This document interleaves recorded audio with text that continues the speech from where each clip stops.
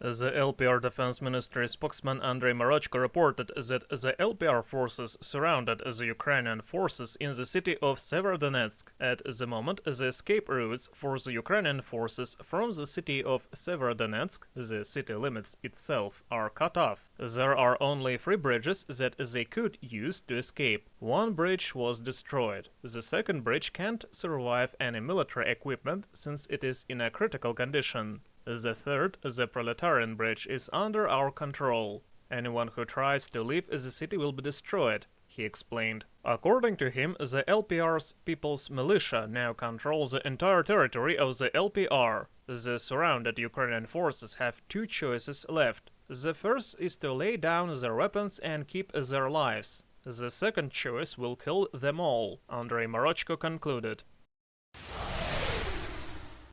The artillery forces of the LPR fired special shells loaded with propaganda leaflets that call the Ukrainian servicemen surrounded in the city of Severodonetsk to lay down their weapons. The propaganda leaflets call the Ukrainian servicemen to stop the resistance and lay down their weapons. The leaflets contain the instructions on how to properly approach the LPR forces and surrender. The reporters of the ANNA News discovered that a batch of M113s is being prepared for a shipment to Ukraine from Poland as part of the US military aid. Previously, the Russian forces have already encountered them in Syria. Several dozen Turkish IVFs ACV-15, which are a modern modification of the M113, were destroyed in Syria. Some were hit by the aircraft, the others were destroyed with ATGMs. Previously, the Netherlands, Portugal, Denmark, Lithuania, and even Australia announced the supply of various modifications of the M113.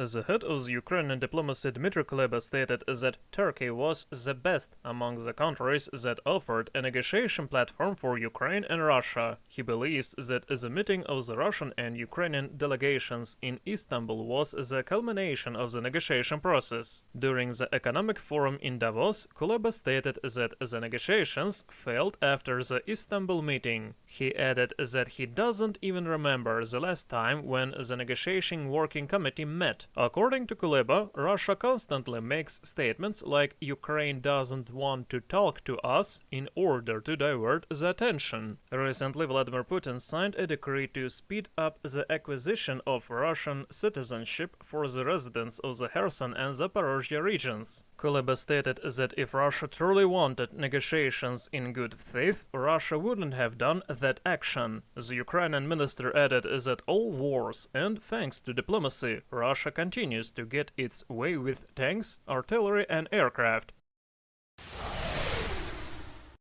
Vladimir Putin and the Chancellor of Austria Karl Nehammer held telephone conversations in which they discussed the situation in Ukraine. Vladimir Putin reminded to Karl Nehammer that Kiev is obstructing the attempts of a peaceful settlement, the Kremlin press service reported. Putin pointed out that Kiev should clear the ports as soon as possible for the free passage of ships. At the request of the Austrian Chancellor, Vladimir Putin gave his assessment of the situation of the special military operation aimed to protect Donbass. He also informed about the work carried out to ensure the safety of navigation in the waters of the Azov and Black Seas. The Kremlin reported. Putin called the accusations towards Russia on the complication of the situation with the supply of agricultural products to be baseless. He also underlined the commitment of Russia to comply with the contractual obligations on the natural gas supplies to Austria, the RIA News reported.